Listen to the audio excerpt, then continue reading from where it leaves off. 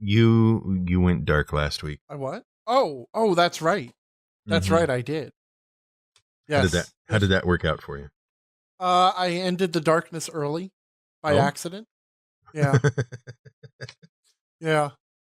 But no, I mean it has given me the chance to be more productive.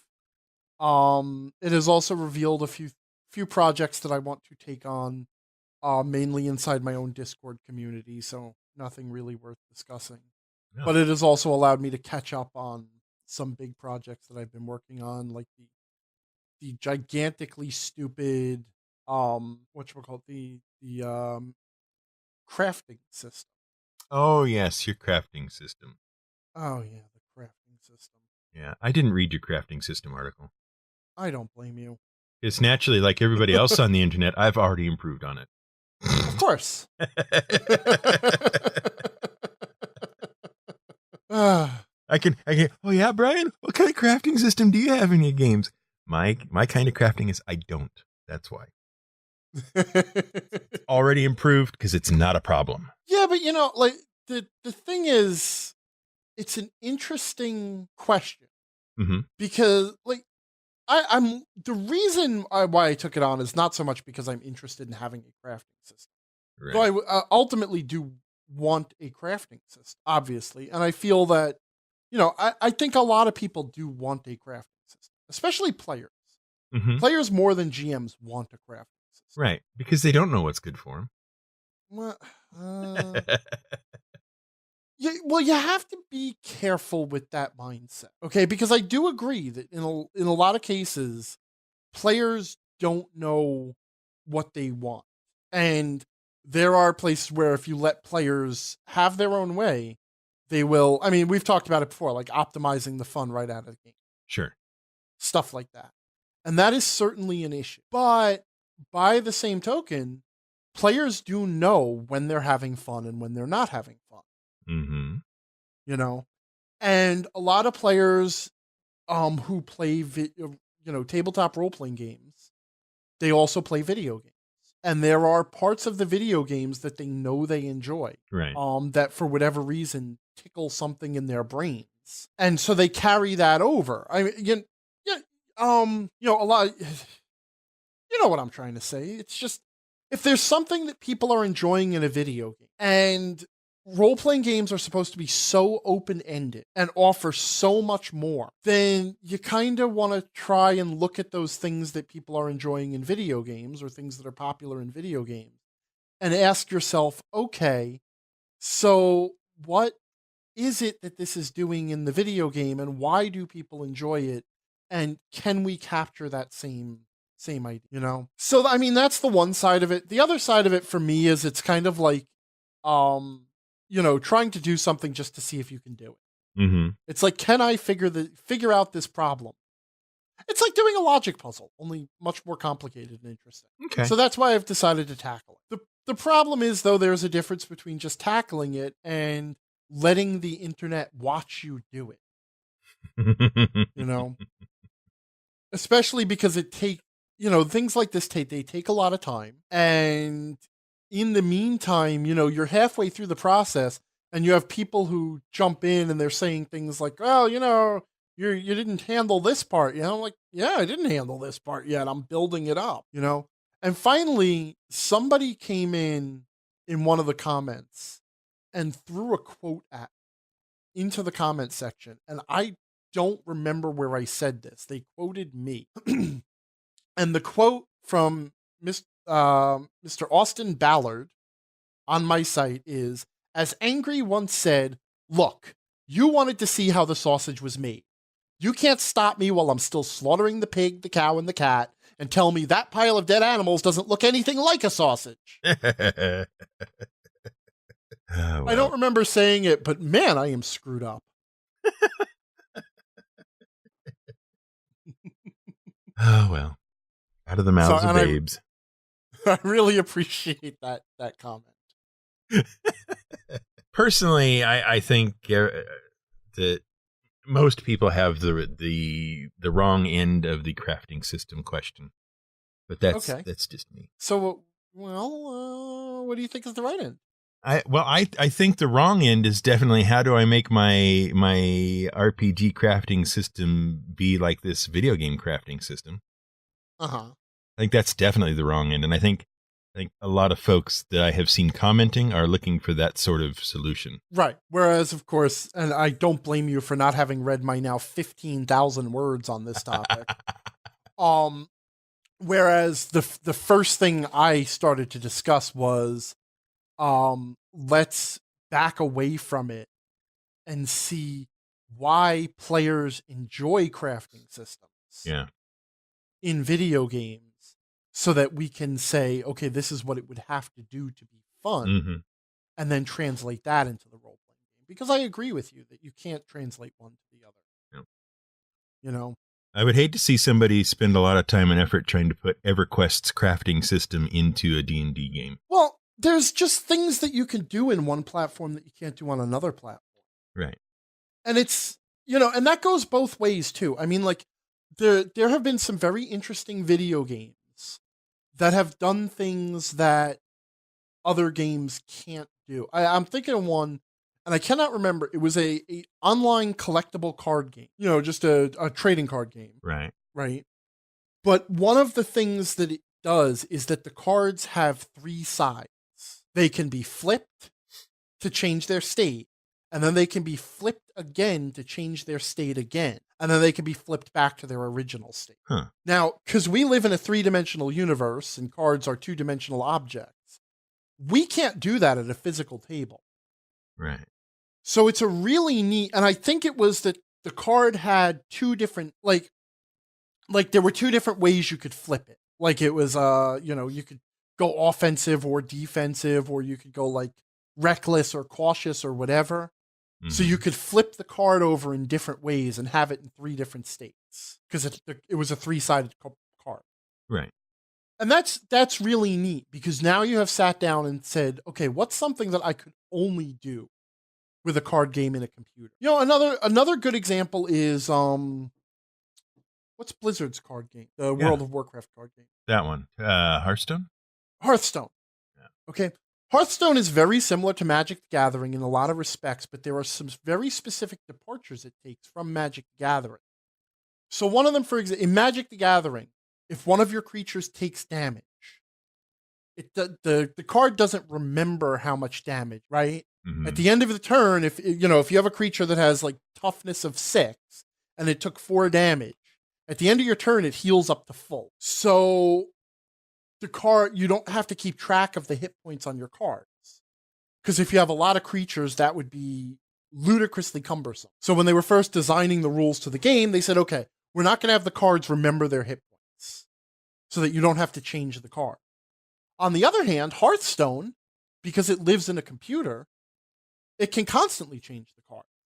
And so the cards do have hit points that persist from round to round. So that was an example of a rule they could just do completely differently just because they were operating inside a computer. Another example, what you call stupid Magic the Gathering. I forgot the card game we were literally talking about a second ago.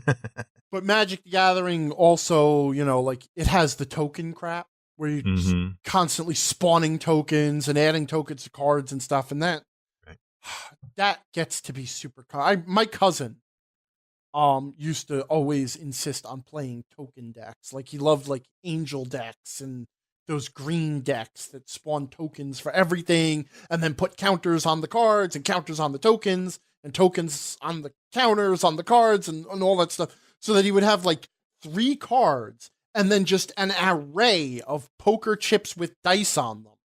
Yes. Or whatever. An infinite number of 1/1 squirrels. Right? It's like, no, this one's my sapperling. Can't you tell? And I'm like, no, that's the angel. It's like, no, this is the angel.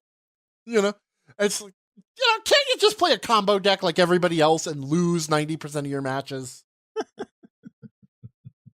You know what? I'm just going to infinitely draw my own. I'll just mill myself to death. You win. There you go. I draw my entire library. Like, obviously, I know other games in the world handle other things better. Uh-huh. But D&D is primarily, D&D, Pathfinder, the D20 games. That's primarily what we do. Mm-hmm. And the Fantasy Flight games, the Genesis system stuff too. I'll throw that in. And there's things that they handle very well. I mean, they handle very simple action resolution for one thing, right? Like the players do a thing and then you roll some dice and then you know the outcome and you can figure out the consequences. Right. And they have a pretty open-ended system just for resolving that, which is sort of the bare bones of what a role-playing game needs. But some role-playing games really go kind of nuts with that stuff. And, the games we're talking about are pretty straightforward on that. They all handle combat very well. Tactical combat is like their bread and butter. Sure. Right? When you go into the Genesis system, particularly when you go into like the Star Wars stuff, you also get some halfway decent vehicle combat, Mm-hmm. But beyond that, you got nothing, right? Mm-hmm. I mean, well, okay. You're on firmer ground with D&D and Pathfinder than you are with Genesis. Go ahead. Yeah, well, I'm on firmer ground now with Genesis than I was. Okay. But okay, fine. I'll restrict my comments to D&D and Pathfinder. Okay. Because as far as additional modes of play go, okay, the games have nothing. And while I realize it's like, okay, what else do you need? You can, overcome obstacles on an individual basis, and you can have combat encounters. Mm-hmm. What more do you need? But there's always, like, throughout the entire history of modern D&D and Pathfinder and stuff, let's say, everything post the year 2000. Right. Okay, as we got away from the old editions when we got into D20. Sure. There have been calls for things like, hey, what about mass combat? I want to have wars in my game too, right? I mean, that's a classic fantasy trope is at some point, there are mass battles going on in this world. Gandalf and the riders come charging down the hill and attack the orcs. And yeah, you could say, well, all you have to do is just you scale that part of the story down to the individual scale. So it's just, what is Aragorn doing and what is Gimli doing and all of that stuff. But at the same time, people also want the big scale. Mm-hmm. There are people out there who want to have that option in their game to resolve a mass combat, to have their players either be the commanders of these armies or even just play out the war as, meanwhile, while your heroes were having the adventure, now we play out the war a little bit, Mm-hmm. And that's it's just gone now. It used to be a thing because you could overlay the chainmail rules onto D&D, right?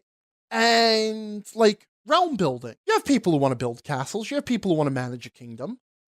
I know that's not exciting for everybody, but it is also part of like the fantasy milieu. And it is certainly something that could fit into some games, be it building and running an entire kingdom, or you want to run a guild, or you want to run a business, or you want to start an assassin's guild. I guess that would be a guild again, wouldn't it? Yeah, an assassin's club. Mm-hmm. It's just a social club where they hang out right. later, We play cards a lot. Yeah. And then you have like hirelings and minions and pets. People want that stuff. Sure. And that's really not handled very well in the game. The only way the game handles pets is as a class feature. Mm-hmm. If you're a certain type of character. And then there's crafting. You have the people who want to be the craftsmen, and so there's all of these other possible modes of play that could fit into a fantasy game. All of which could build off the basic action resolution rules and just add structural elements, just like combat adds initiative and hit points and a certain statistics that just help resolve the combat beyond the base action resolution system. There's no reason you couldn't have this other stuff too, and just have a more, have more modes of play. Even like overland travel and wilderness exploration. Those things are not handled well in the popular tabletop, the mainstream in D&D and Pathfinder. Right. They're just not handled well. Again, it's just dropped down to the idea of it's just resolve it as individual actions. And it's like, you know what? Some things don't work well that way.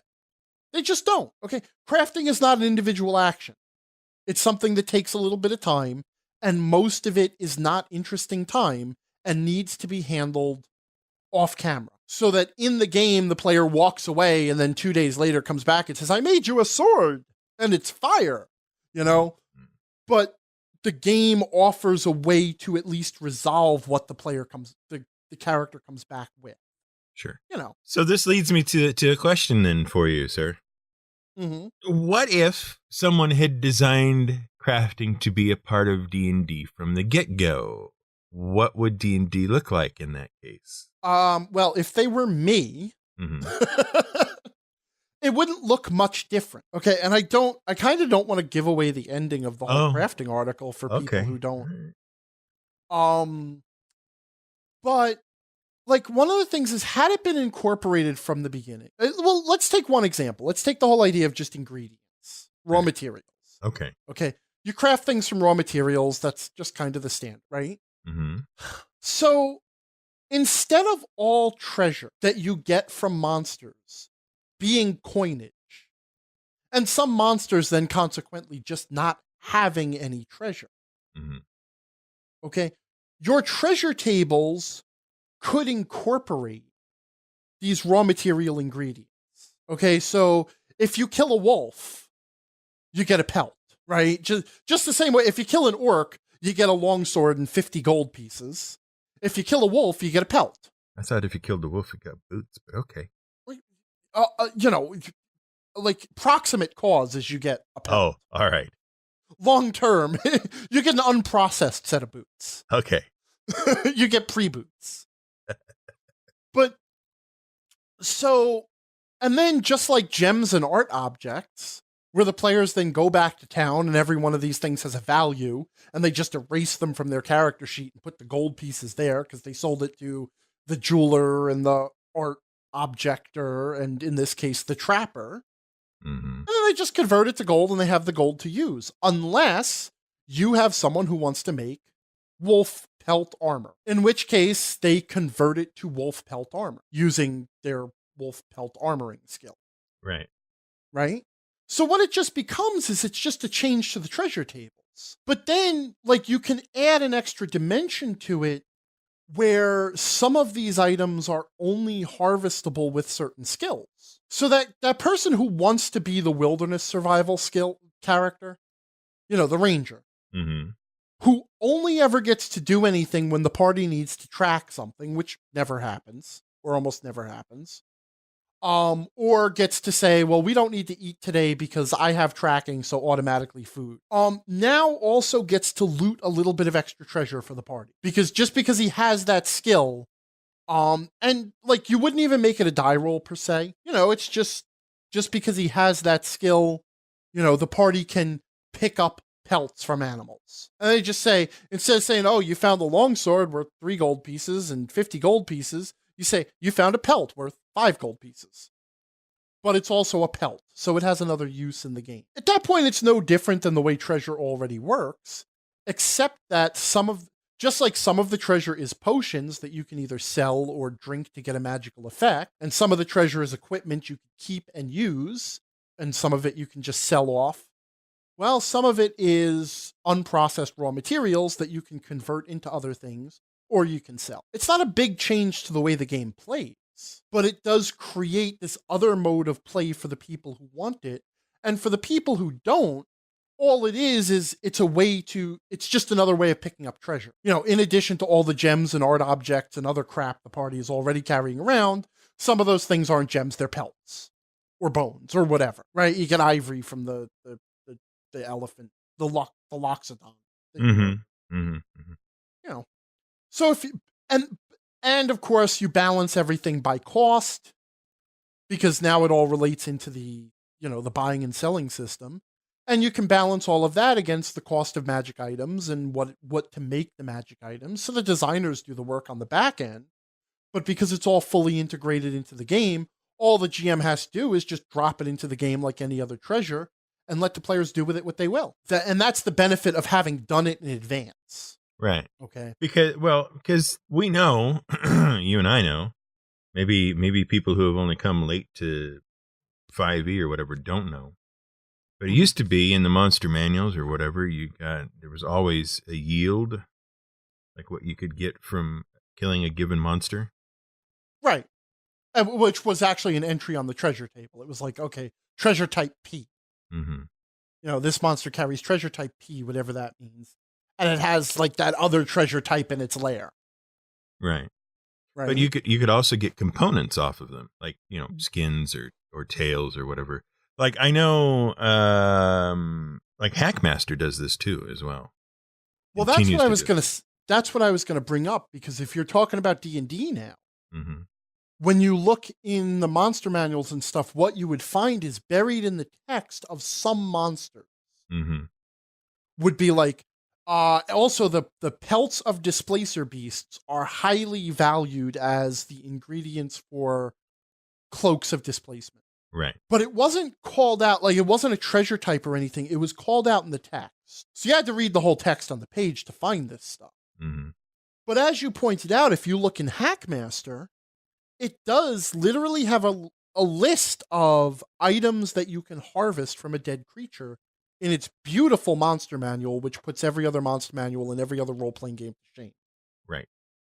It lists trophies you can get from the monster, medicinal items you can get from the monster, spell components you can get from the monster, treasure that the monsters have. It also notes whether the monster is edible, right? Which is another interesting thing too, because now if you want to, if you have a survival system in your game, because you have a better wilderness travel system where people need to travel and need to have food or obtain food, then that entry on the monster manual also becomes relevant, because killing certain monsters, like if you kill wolves.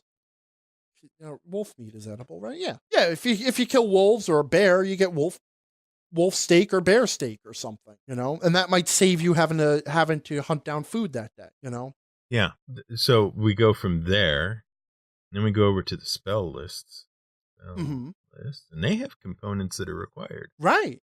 How come 5e has components listed for spells, but no way to acquire those components, as near as I can tell?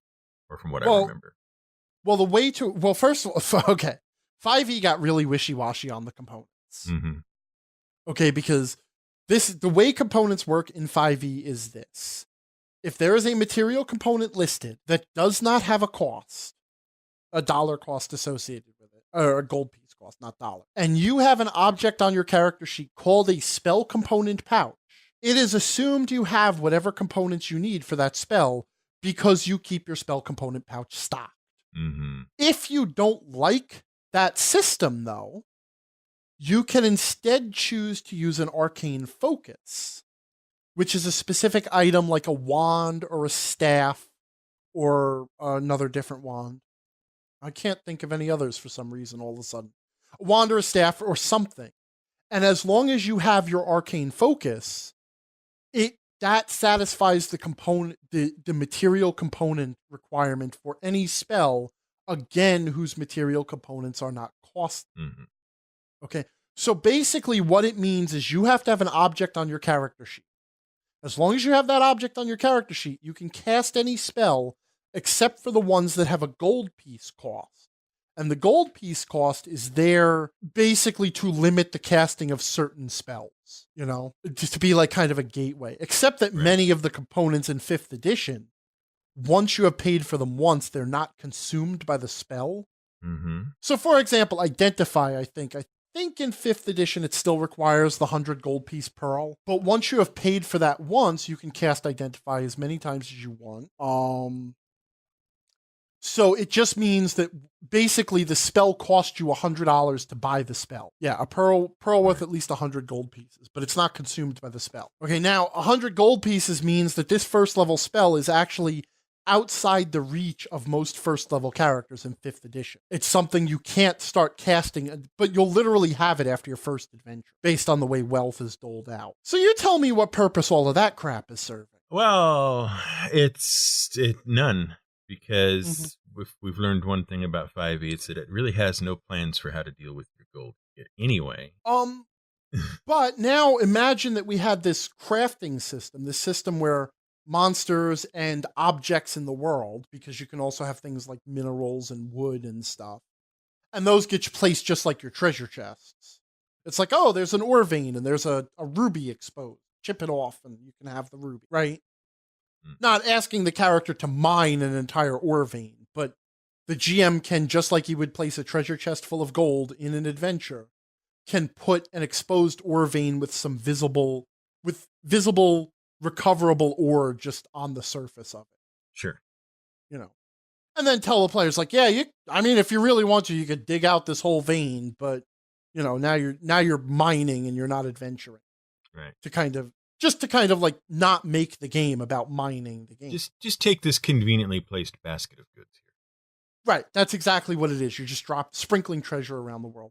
Well, now what if for the wizards and the sorcerers who aren't necessarily interested in crafting magic items, instead of material components limiting what spells they can cast, instead, what if the material components can enhance certain spells if they want it? Like, if you have a ruby because it's a gemstone that has fire element in it, it makes your fireball spell do an extra die of damage. Ooh. Just something like that. Just a little treat, especially because wizards and sorcerers cannot enhance their combat abilities with magic items the way fighters and other martial characters can. The wizard never gets a +1 sword that makes their spells more effective. They can't find equipment to level it up. So in return, it's like, okay, these components, you can actually consume them in the casting of your spells to get a little oomph. And then if there are certain spells in the game that you really do want to limit or have an extra cost to, like resurrection, then you can have that rare component that the party actually either has to hunt down or buy. And there's already a system in place so that you could just say, well, it's a mineral resource. It's a 100 gold piece mineral resource. Buy that. Or if they find one on the adventure, then they could be like, well, we could sell this diamond, or we could keep it to power the resurrection spell later. Maybe we just keep it in our bag just in case we ever need to bring any of us back to life. Which also then creates an interesting choice, especially if the cleric is there saying, no, let's hold it for resurrection, and the fighter is like, no, the fighter / smith is like, no, I want to make a diamond blade sword with it. And the wizard is like, well, I can use this to cast a super high level fireball spell. And now the party has to decide how to spend that resource. And suddenly that one piece of treasure starts a discussion in the group as to what the group's priorities are. Mm-hmm. But again, that's if the system had been designed into D&D from the beginning, every time you add a system to the game, you're not just adding a rule system.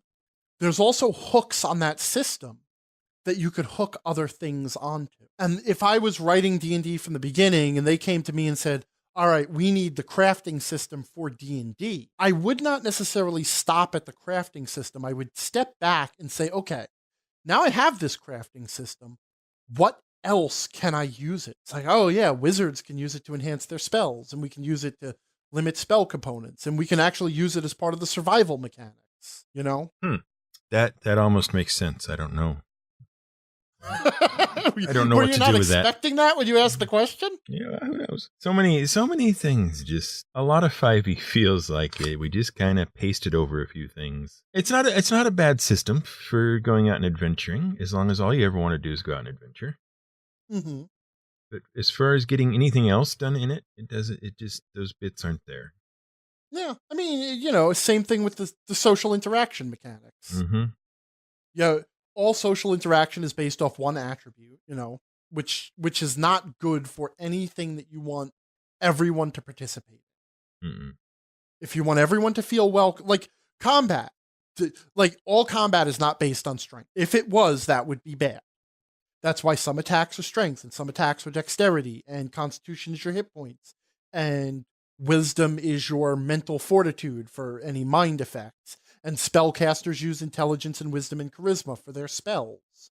And why stealth gets you sneak attacks, and that's dexterity based, but you can see around that with wisdom, which is perception, which is wisdom based.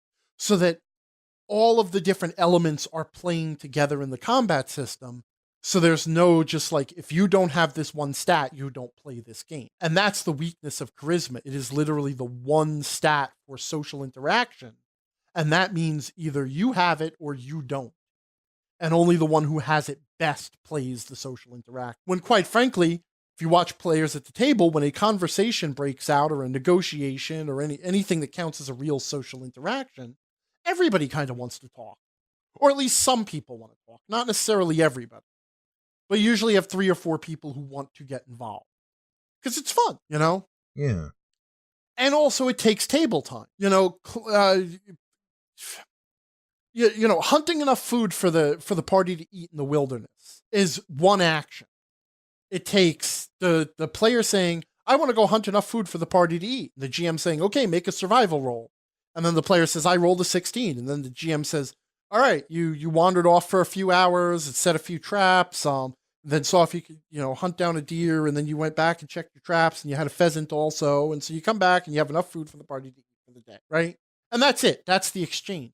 That's fine that it's only one character participating in that. The more characters participating, the more complicated the system needs to be so that it's got multiple angles from which different characters can come into it. It's okay for one person to be the hunting guy. And the reason why I look at crafting and say, well, what else can this be used for? Is because now crafting has become integral to the party's treasure. Like the party, part of their treasure is now not coins. It's like, it's wolf pelts and dragon hearts and stuff. And so, number one, they need to be able to convert that to treasure so that if nobody is crafting, then they still have a use for it. Number two, one person in the party is crafting, but this is everybody's treasure. Wouldn't it be interesting if other people had uses for the stuff too? And then if you got into something like settlement building or business operation or realm management, then you could find other ways to use those resources, Mm-hmm. And that also could play into the crafting too. And then if you have a hireling system, maybe the party can hire a craftsman. Like we would all like magical swords made. We found all these lumps of adamantine. We would all like magical swords made.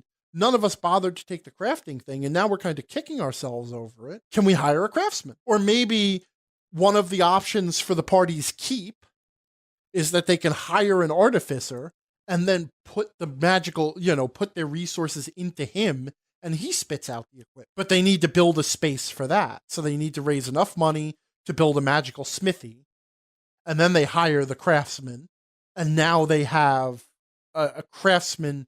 And basically what they have now done is spent money to acquire a skill that none of them had on their character sheet.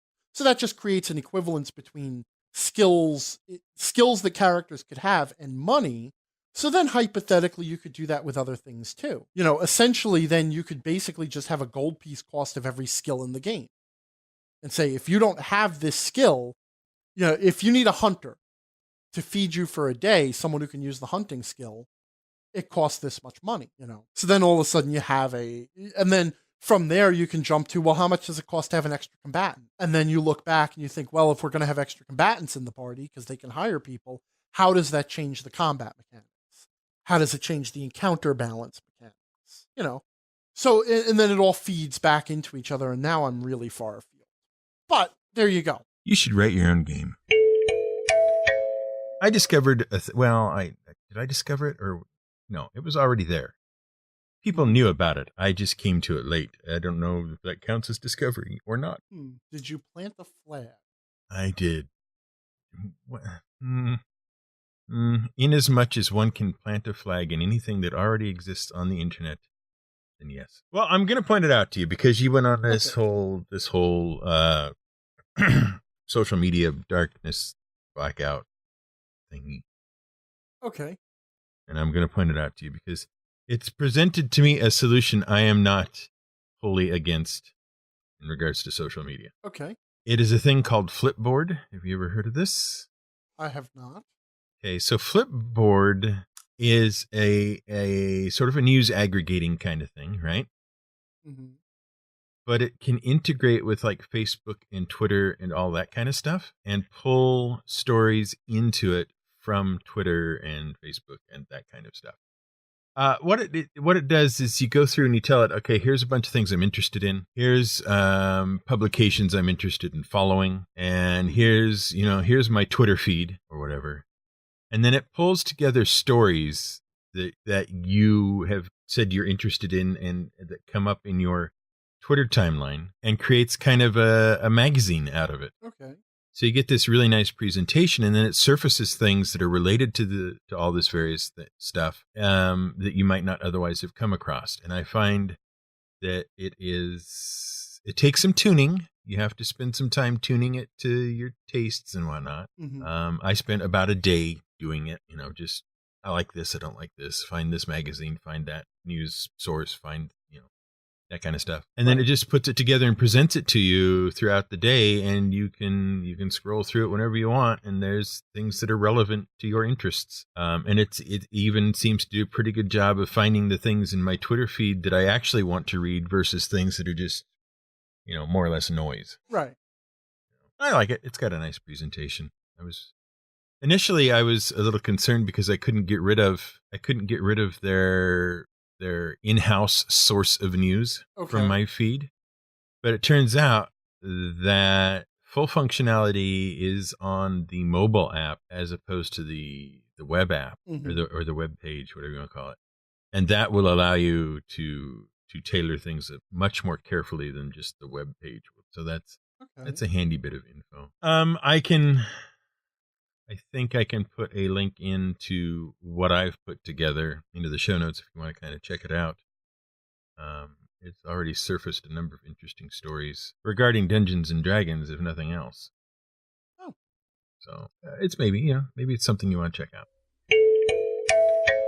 If you are a Roll20 user, it would behoove you to go in and change your passwords.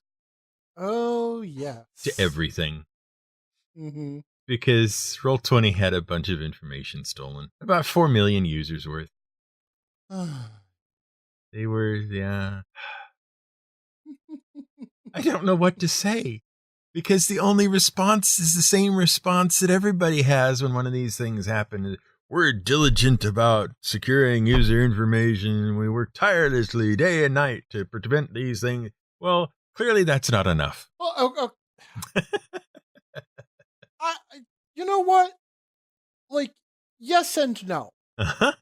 Okay? Because here's the other side of it. Like, eventually, banks get robbed. Mm-hmm. I know. Okay? You can take every security precaution in the books. Right. Still, eventually, a gunman is going to walk in, hold your tellers at bay, and get your money. Sure. And run away. Sure. Right?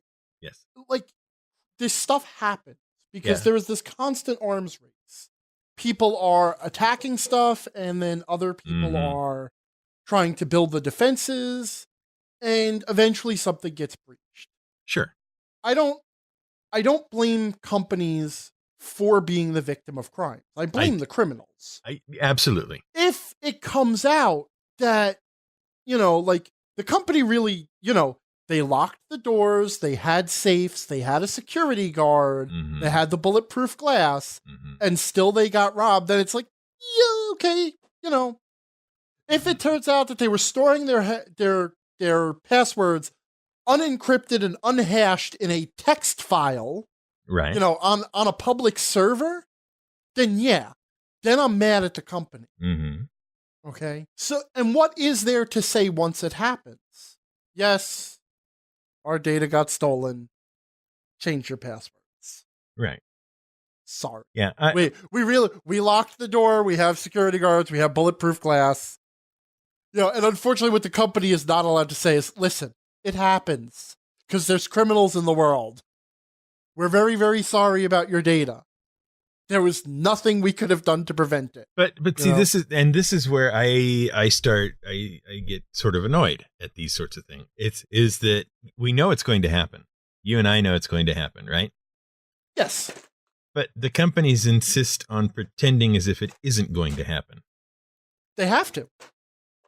They don't have to because people know it's going to.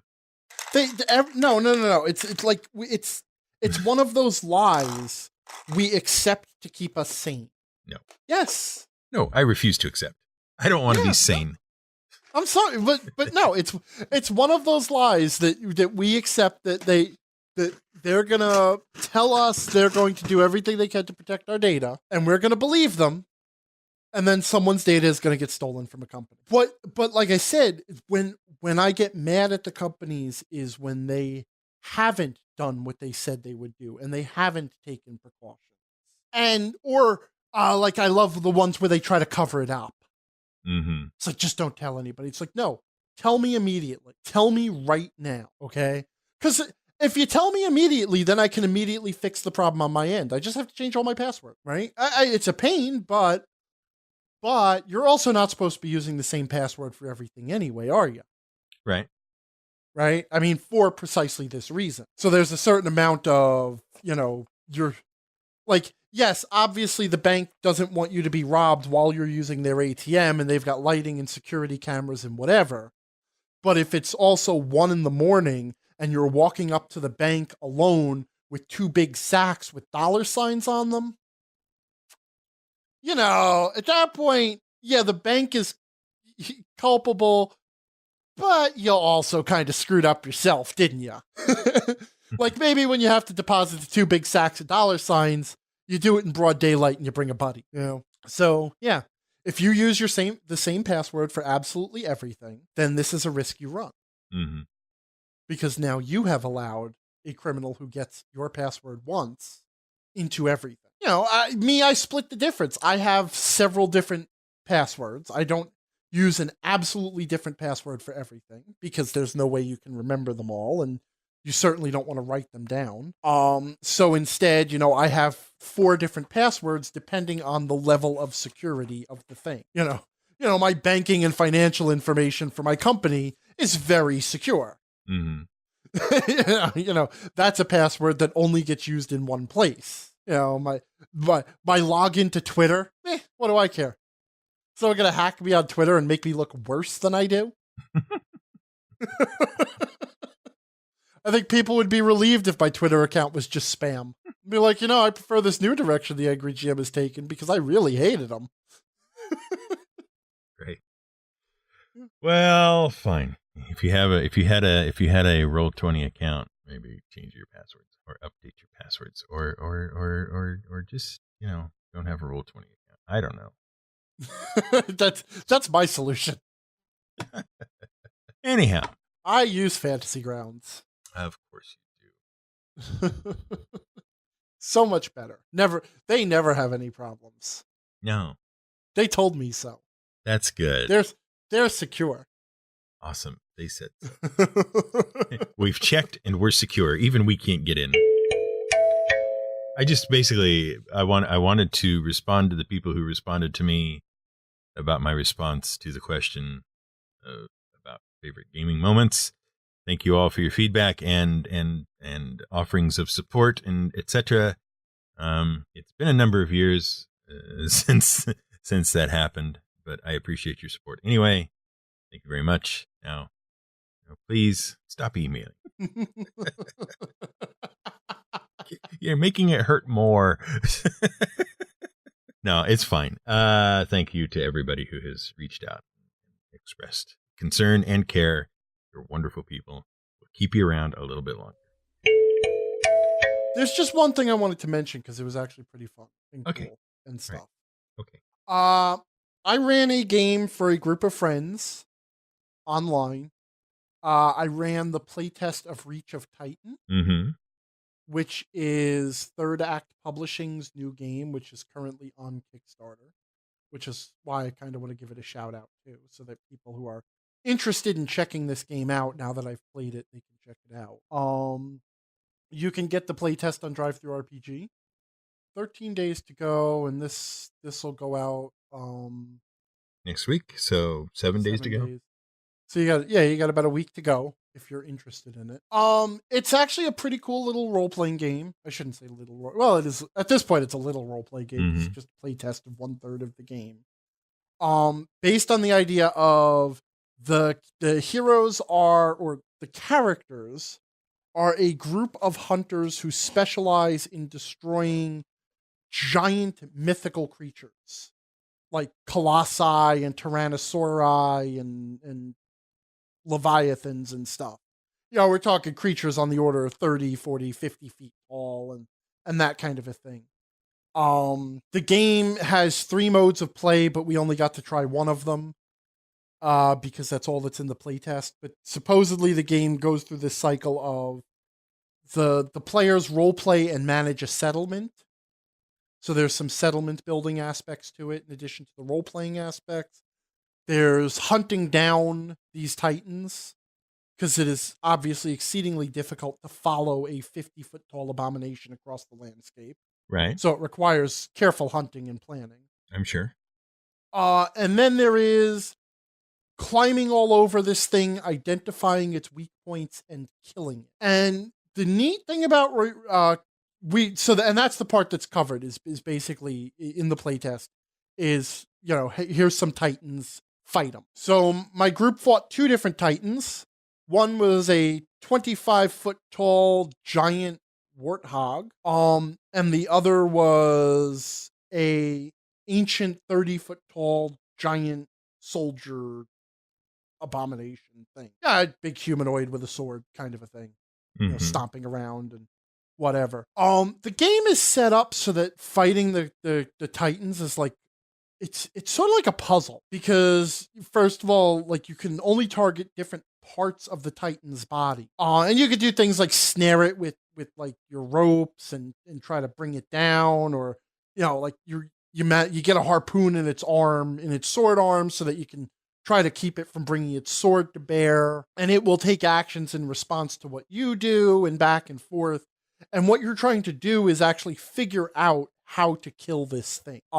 Because it's not as easy as just climb up onto its head and stab it in the eyeballs repeatedly until it's dead. There's certain defenses it will have caused by some of its body parts, and options that it has that you could take away by disabling its limbs or cutting off its tail or whatever. And that aspect of the game is actually pretty neat. It does a pretty good job of creating these giant puzzle bosses, and there's a neat stamina mechanic for the way the game, the way, like, how you have to balance your actions between attacking and climbing and moving and defending yourself, so that you don't, like, basically run out of stamina and find yourself defenseless when the thing tries to step on you or grab you off of its head and slam you into the ground. So it's kind of neat if that sort of gameplay hits anyone's tickles anyone's brain, right? I really do recommend you check out the playtest document at the very least. And I'm only saying that because I have now actually tried it. So that's why I haven't talked about it in good terms before now, is because I haven't tested it. Also, I am a stretch goal. You're a stretch goal, huh? I am actually an already accomplished stretch goal. So you're an already accomplished stretch goal. Yep, I have been tasked to design a Titan for the game. If it reached $27,500 in funding, and it has.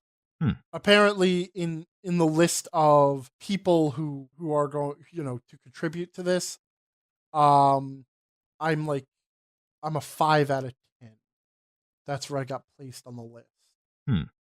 So apparently Jim McClure likes Grant Ellis and Matt Forbeck more than me, but he likes me better than Rob Schwalb and James Introcaso. An awful weird popularity contest there. Yeah, it really is. Yeah, because like there's 2 different ways to look at it. It's like, if he places you higher on the list, does that mean he values you more? Or does he put you lower on the list because he wants to make sure that you get involved no matter what his level of funding is? But either way, I'm kind of like dead in the middle. So he didn't know what to make of me. All right, well, we'll have links to that down in the show noties. We were discussing my problems with online games. Right, of which you have many. Right, and we have had a few people comment to say why my problems are not problems, and I'm making Right. a big deal out of nothing. Sure. So you go check out the comments on our website about that. We've also had people that are happy to agree with you that these things are problems and have always been problems, and equally as helpful. Yeah, and to be clear, I don't think of it. It's the cost of the space. Right. It's just what the tool costs, and you either find ways to work with them, or find ways around them, or you don't get to use the tool. Mm-hmm. I'm not saying this was not me saying online games are bad and don't ever run them. It wasn't. No. Okay. No, it was not. All right. I'll take your word for it. It was me saying this is why I struggle with running good ones. Okay. And the other reason I struggle with running good ones is because I place very unreasonably high standards on myself, and that's a whole separate issue. Okay. Anyway, we had reached a point where I insisted that tactical games like D&D and Pathfinder are gridded games, and even if you try to remove the grid, they are still gridded games. Okay. And you were about to disabuse me of that delusion. No, I was not. Oh, okay. No, You were about to respond to that statement, and then we ran out of time. I was. No, I fully agree with you. D&D and Pathfinder and various other games of their ilk are gridded games, and there is no way to play the game without the grid. Okay. Right? Not, at least not on a combat sense, right? Right. Okay, because that is... And you're either keeping a grid in your head, right, and everything is still snapping to the grid, or if you have removed the grid to a large enough degree that you don't need the grid in your head, you have now also removed a lot of the options that make the game what it is. Right. Right. Okay. So, okay, my contention is that it is perfectly possible to run the game without a physical grid in your head and convey that information accurately to everybody around you. Okay.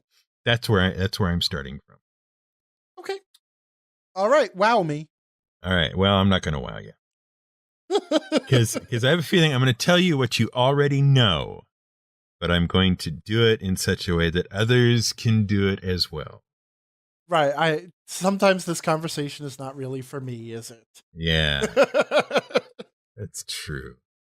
All right. So D&D works on the 5-foot square, correct? Yes. Okay.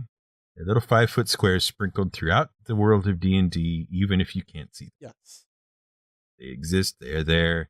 And so therefore, and as this is jumping to the end before going through the middle, therefore your job as a DM in D&D where a map is not present is to convey the positions of things and people and whatnot within that 5-foot grid as accurately as you can to provide a sufficient verbal picture to the people playing. Mm-hmm. Okay, so now we have, how do you do that? How do you do that, sir? Well, what you do is you have to have a pretty clear notion on your side of the screen where things are. All right. So what happens is, even if you don't use a virtual tabletop like Roll20 or Fantasy Grounds, you still on your side of the screen, your side of in this case the camera or the microphone or whatever, you still have a little piece of paper with your little grid on it. Okay. Mm-hmm. And it doesn't have to be very sophisticated. I would say in most cases, you can get by with like a 25 or 36 square grid, like 6x6, 5x5, right, that kind of thing. Just enough that you can sketch down quickly where obstacles are, where characters are, and where NPCs are. It seems to me that if you were tracking like initiative and stuff on a single piece of paper already, that you could just use a piece of graph paper so that you would also have it for this little map. That is an excellent suggestion, and I'm glad you made it. That would be ideal, in fact. Okay. I'm participating. I know, that's great. So now the problem is you have to orient players, and you have to orient yourself as to where things are and what's happening. So I have my little grid. I have sketched a 5x5 grid. Okay, right. Let's play along at home. You make a 5x5 grid. I'll make a 5x5 grid. Okay. Okay. just for giggles here, I'm going to put a big rock down 1, 2, 3 and over 1, 2. So roughly the middle of the grid. Okay? There's a big rock there. This is my combat area that I'm sketching out here. Okay. And there's a big rock in the middle. Yep. And behind that rock, so at the top of the grid are hiding 2 goblins, which I will mark with a G. 2 goblins hiding direct line of sight behind that rock. Got it. Okay. And let's say your players have come in at the bottom of the grid, so on the south side, basically.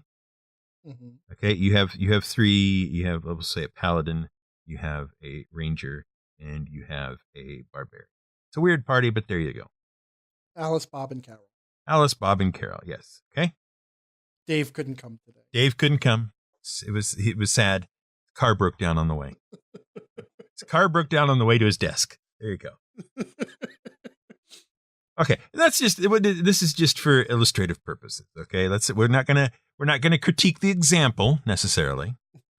We're just using this. Might. You might because you're kind of a jerk. So I need to explain to Alice, Bob, and Carol what the layout is. Okay.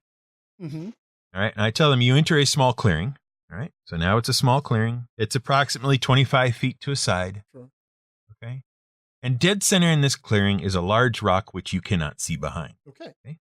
Dead center. Mm-hmm. Now, is that sufficient to begin with? Could they then start making decisions based on that information as to what they want to do here? Absolutely, they could. Absolutely, they could. Okay. Mm-hmm. So let's say Alice decides. No, let's say Bob decides because he's the ranger. Let's say Bob decides he wants to make a perception check of some sort. Okay. Mm-hmm. He makes a perception check and then he hears something. All right. So now my job is to say, all right, you're in your 25 foot square clearing. There's a rock in the center. Bob, your character, Bernard the ranger, listens carefully before stepping into the clearing and thinks he hears something coming from the opposite side of the rock from you. Okay.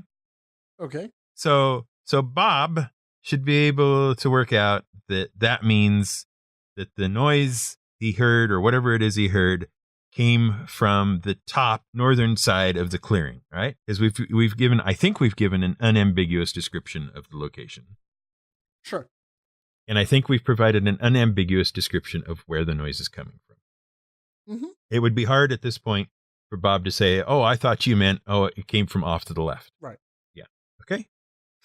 And this is what we're doing. So Alice says, "All right, I'm going to move my paladin up 10 feet." All right.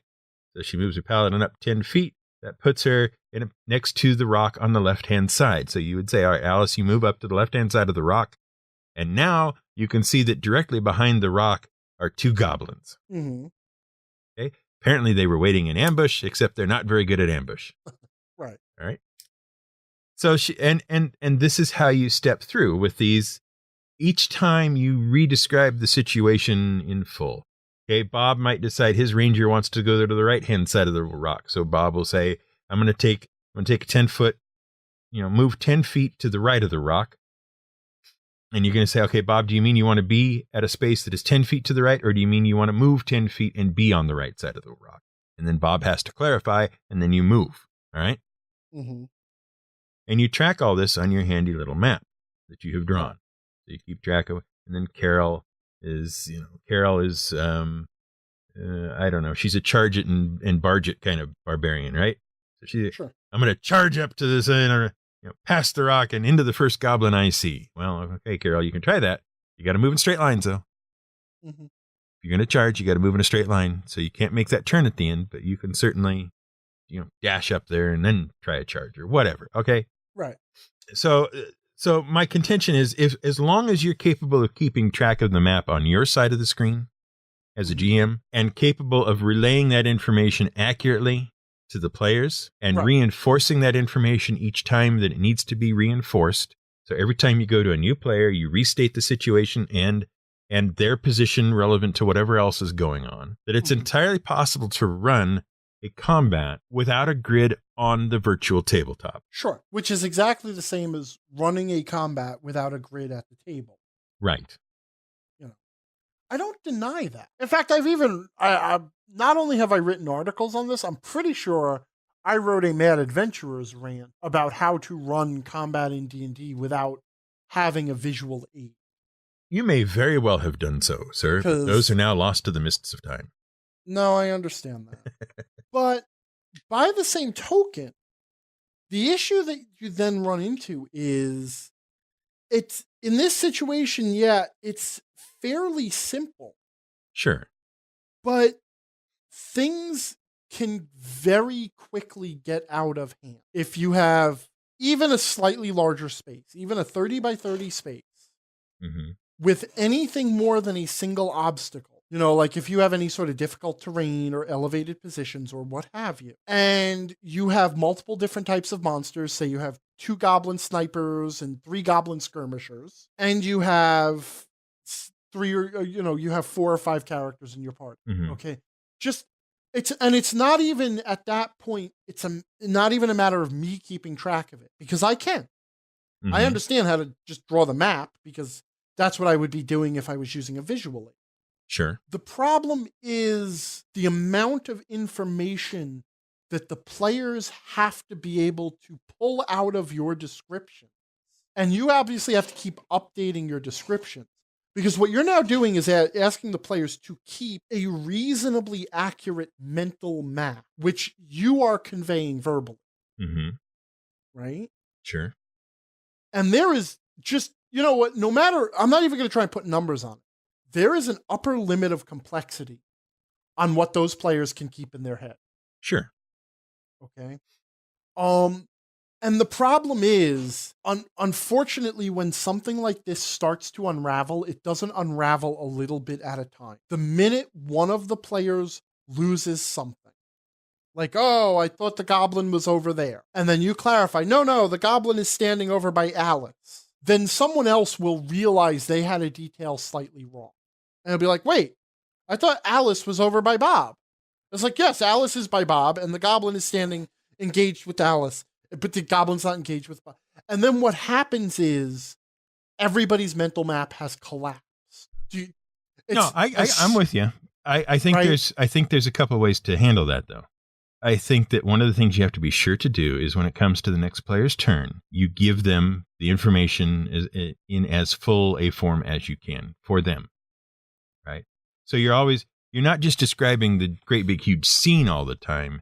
You're describing things from that player's perspective, so they know what they're seeing. Okay, right? Of course. And the second thing you do is you encourage the players to do the same thing you're doing, which is to get their map down on paper so they don't have to try to remember it all. Okay, but now then the question becomes: if I'm going to be sitting here drawing a map, and they're all going to be sitting there drawing their own maps, have we improved the situation of not having the visual aid in front of us?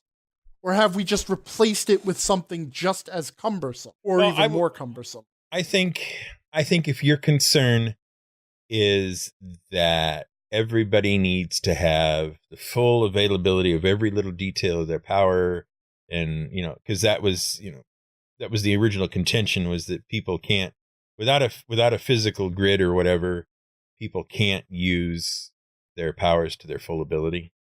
Right. Well, that's what D&D is basically predicated. Right. I think there are ways you have to be able to use a ranged attack. You have to be able to assess line of sight and range. Right. To use a spell, you have to be able to assess line of sight, range, and area. Sure.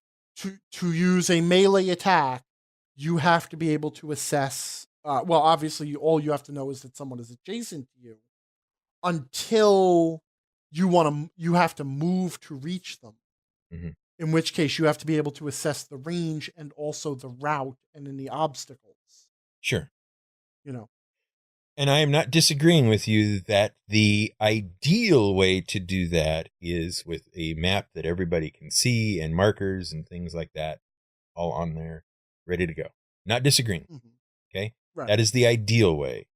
But it is not impossible to do it without. Right, but the question is it like so if the art Go ahead.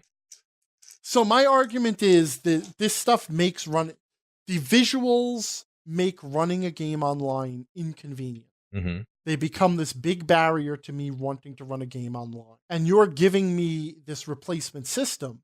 If the replacement system is just as bad or worse, then I'm still in the position of running games online is just too cumbersome to bother with.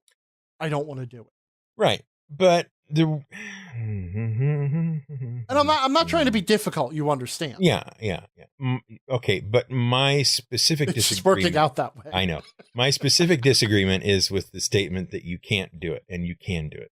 It takes more effort, it takes more care to do it, but it can be done. So if you have, like, I think where we initially started with this was the random encounter that you didn't prepare a map for, okay? You can totally do it this way. It's, again, not ideal, but it can be done. And it's how I do a lot of my games, is just, you prepare as much as you can, a very careful mental map at the very minimum. And then convey that map to the people you are running for. Sure, ideally, it's all drawn out and I have tokens and people can see the grid and go where they need to go and do what they need to do. That's ideally, I'm not arguing that point. I'm saying that if you are into a situation where you need to provide a combat or an encounter or whatever that would normally be placed on a map, rather than not doing that encounter at all, if you've deemed it important to do it, then you can do, through careful description, you can still have that encounter or combat or whatever. Sure. What is interesting, though, is I actually discussed all of this with the players as to why I was having such a hard time keeping an online game going. And if I did not, like, the minute I ran out of time in a week, I would have to cancel the game because I didn't have the prep time and I did not feel I could run unless the game was adequately prepared. Sure. Right, which, as we discussed. And actually, a very simple solution came up in this discussion. Excellent. What is it? Don't run D&D. Wait a minute now. That was not part of the initial brief. No, I mean, I realized that this was all about, how do we get around these limitations? And then what it came down to is maybe D&D just isn't a good game to run online. It may not be. Maybe just admitting that is the obstacle. Or even, what's funny, because in the conversation that we had, older editions of D&D, although they were built on specific ranges also, because they were built originally as tabletop games, there were so many fewer things tied to that. Like, you didn't have opportunity attacks, and you like ranges, lines of sight, and all that stuff were a lot less. There were a lot fewer modifiers in the game, like the -2 for partial cover and all of that stuff. So the games were just mechanically a lot less rigorous. It was a lot easier to run them without the grid, run them narrative. As you described, you keep track of some stuff on the sketch because the level of precision needed wasn't that. You didn't need that much precision. Like, it doesn't matter which square exactly you are in, like in 3.5, 4, or 5 Pathfinder, you have to know exactly which square you're in and which square the enemy is in and what is in every square intervening. Whereas in the older pre-3rd edition, it was, you need to know the range between two things and if there's anything in the way, but the actual, like, it's in this square versus this square, and I'm standing this close to the enemy and all of that stuff, a lot less important until you got to area attacks. So, and even then it was, the area of effects on most spells that had areas was so much bigger than the average battlefield that it hardly mattered. Right. You didn't fireball those 3 goblins over there. You fireballed a room. It's like, all right, everybody back out the door. I'm going to finish this. That kind of a thing. Right. So ultimately it was, we talked about changing the system, to find a system that is mechanically as. And I fully admit, this is admitting defeat. Okay, I admit I'm Right. just retreating. It's like, I don't know what to do. Right. But honestly, I just want to run some games online that are fun without There you go. stress. There you go. So we wanted a system that was as close to D&D as possible, because this was the other thing. So this was a great conversation we had, because I'm talking to these players, and I will not give their names out for a number of reasons. I know a number of people who listen to the show know these people, so Right. I will not reveal their names. So the first thing is like, well, if we have agreed to change the system to something that doesn't need visual aids, but then honestly, guys, the sky's the limit. You know, we could do any system in any genre. We could try anything out, right? Mm-hmm. So I'm like, so let's try to narrow it down a little bit. How does everybody feel about genre? You know, any particular preferences? You know, and me, I've got, you know, bookshelves and bookshelves of games I never run, because I'm always running D&D. Mm-hmm. So I'm all excited. You know, we have all these possibilities. Dead silence. Dead silence for 3 minutes, until finally one of the people speaks up and says, well, I kind of hate to admit this, but I really just like fantasy. Well, okay, well, that's okay. Why do you hate to admit it? It's like, because, you know, we have all these opportunities here, and, you know, you hate, you know, I'm just saying fantasy. And another guy speaks up, and he's like, yeah, you know, I like supers, but really fantasy is my favorite. And then the third guy speaks up. He's like, yeah, D&D is pretty much what I like. And then our fourth player, she says, I can't remember what it was. She gave us like, well, you know, I've played like vampire and like modern secret world stuff, like, or I guess you call it urban fantasy now, right? Okay. I've done the urban fantasy thing, and I wouldn't wish that on anyone. But, you know, other than that, D&D is my favorite. So like, okay, so fantasy it is. So now, but there's a lot of range in fantasy. Right. So I'm like, okay, well, let's see if we can nail down what kind of fantasy we like. Do we like gritty swords and sorcery? Maybe I'll get to try out like Modiphius's Conan, or you know, or do we want like high fantasy, or, you know, epic stuff, or, you know, what do we feel? And they start describing it. We have a conversation about that. We talk about other things, and, you know, and in the end, they have ended up describing to me D&D. Uh-huh. They want D&D if we can find a system that isn't D&D to run D&D. Right. Great. Okay. And this is why I never get to play anything else. Even when everybody admitted one other genre they liked, no two were alike. Mm-hmm. It was like supers or sci-fi or urban fantasy. Two people didn't even agree on the same, this is my second choice for a genre. So we need a meaty, crunchy D&D game that feels exactly like D&D, but you can get by without visual aids. And I can basically run it as a phone call, right? I have my piece of paper. They have their character sheets. Maybe there's a die roller on screen, but that's it. Very, very little visual aids, you know? Oh, I feel like a bunch of people are going to jump up and say Dungeon World. Yep. And so did they. And this is the problem. Dungeon World does not qualify because I said as, you know, as meaty as it can get. Yep. Okay. Dungeon World is fluffy BS. Also, I don't care what anybody says. I have tried it numerous times. Uh-huh. I like Dungeon World, by the way. I love it for campaign play. I love it for one-shots. You know what it doesn't do? Last more than a couple of sessions. Yep. It's got no campaign potential. It gets very dull. So, and I'm sorry to all you Dungeon World lovers out there. And please feel free to comment. I don't care. No, because we want something meaty. We want it tactical. Well, okay. So then I guess the question becomes, does tactical mean with a map? No, it can't. Because we cannot have a map. Right. We cannot have a visual. I will say that ultimately I did concede on some very minor visual aids, like we could display a number or something, like if we need to keep track of, say, the number of turns or something like that. Sure. Okay. We did ultimately hit on a solution. Do you want to guess? Am I guessing based on what I know of what you have available, or am I guessing based on the entire possible space of fantasy, tactical, RPG adventures? I did not want to buy a new game. You did not want to buy any. Okay. Right. So I will say that.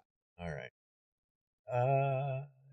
And ultimately, I couldn't even sell them on Shadow of the Demon Lord. You went backwards, didn't you? Nope. You didn't? Nope. Couldn't sell them on that one either. Huh. Okay. I had one taker. One guy who was super excited because his favorite edition of D&D, like mine, 2nd edition. Uh-huh. Actually, no, that's not true. My favoriteest edition is 3rd edition, but I would run 2nd edition for the rest of my life anyway. So no, right. I couldn't convince him to go backwards. All right. I'm stumped then. And I couldn't convince him on Shadow of the Demon Lord because there are certain tonal issues with that game. Have you read that book? I don't believe I have. There's a lot of mention of poop in that book. A lot of poop, huh? A lot of poop in the book. Odd. Yeah. That's too gritty. Yeah, I hate to say it because I like Rob Schwalb. He's a funny guy. He's a fun guy. And he's a good game designer. And I like Shadow of the Demon Lord's aesthetic and stuff. There's certain... Because it's like Victorian horror, spell punk. Sure. It's honestly like if they made Bloodborne into a role-playing game, it would look like Shadow of the Demon Lord. So it's like Gothic / Cthulhu horror. Or Cthulhu horror disguised as Gothic horror in a spell punk setting. Okay. Right? Okay. But there's a lot of scatological humor scattered through the rule book, especially in the spells.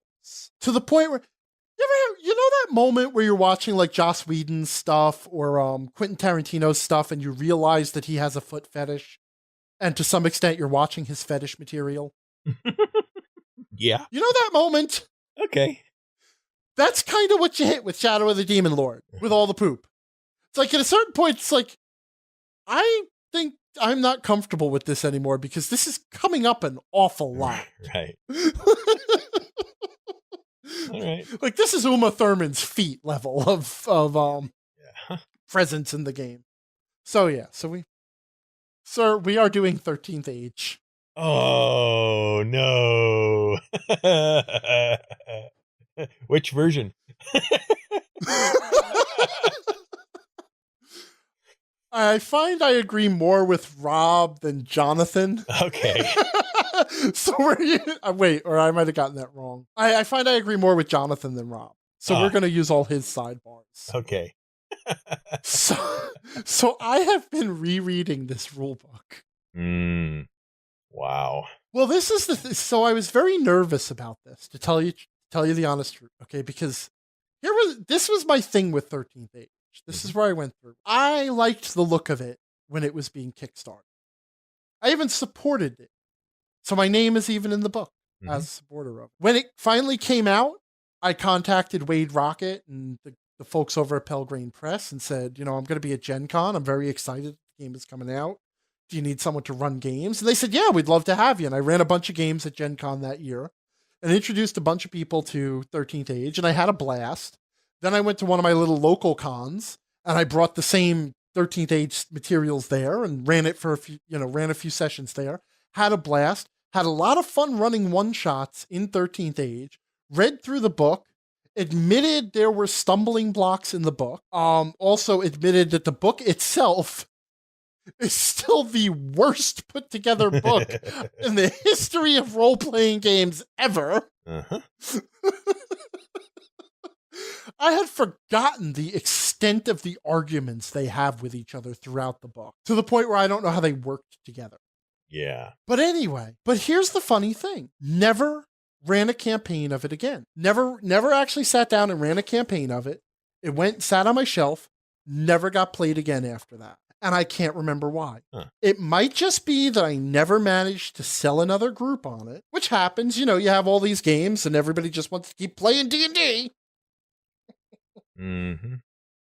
This was, when did this come out? 2013, right? Yeah. But I never played it again. And the book has not really been opened since, except once or twice to talk about it with you and make fun of it.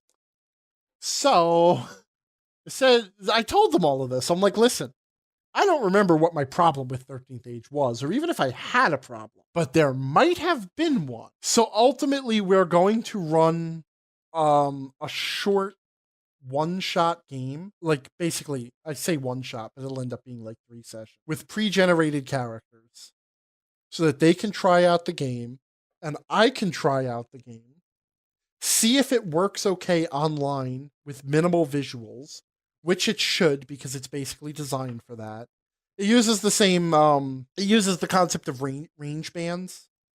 Like you're either nearby, far Right. away, or engaged. So while you can have miniatures sitting on the table,